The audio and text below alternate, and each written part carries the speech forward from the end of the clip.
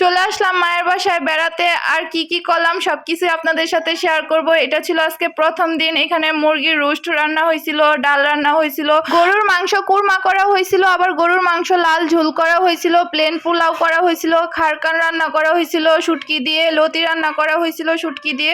তো আজকে আমরা সবাই এখানে বসে পড়লাম, খাওয়া দাওয়া করব সবাই একসাথে বসে। আমরা সব কাজিনরা একসাথে হলে অনেক বেশি মজা করি আর অনেক বেশি আনন্দ হয়। আর আজকে আমার সাথে আপনাদের ভাইয়ারও আসার কথা ছিল, দাওয়াত ছিল। তো আপনাদের ভাইয়া ব্যস্ততার কারণে আসতে পারেনি, কারণ আমাদের বাড়ির কাজ চলছে আর সেখানেই সারাদিন আপনাদের ভাইয়ার থাকতে হয়, যেহেতু আমি মায়ের বাসায় আসছি।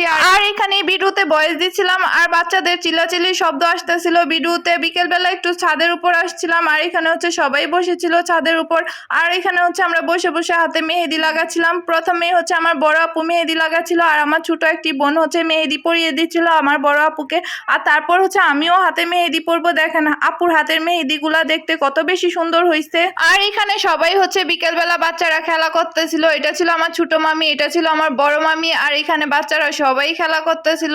আর এদিকে আমিও মেহেদি পরতেছিলাম হাতে। আর এদিকে আমার মা সেমাই নিয়ে আসছিল ছাদের উপর আমাদের জন্য। আর রুমে এসে চকলেট খাচ্ছিলাম সবাই একসাথে। আর তারপর তারাবাজি জ্বালাচ্ছিলাম এখানে বাচ্চাদেরকে নিয়ে।